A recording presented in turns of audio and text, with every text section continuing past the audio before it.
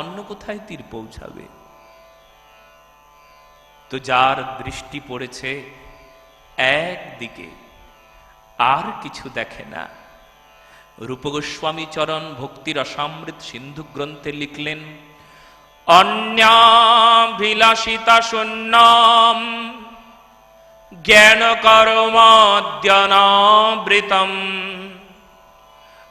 আনুকূল্যেন কৃষ্ণানুশীলনম ভক্তিরুত্তমা।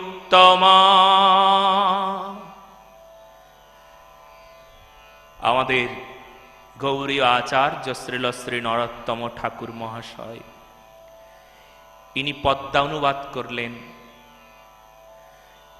যে অন্য অভিলাষ ছাড়ি জ্ঞান কর্ম পরিহরি কায় মনে করিয়া সুসার।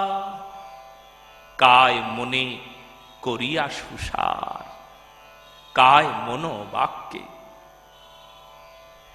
একে অনন্য ভক্তি বলে।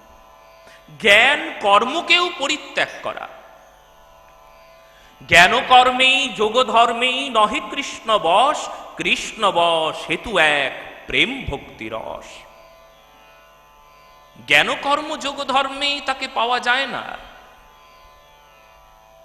কেন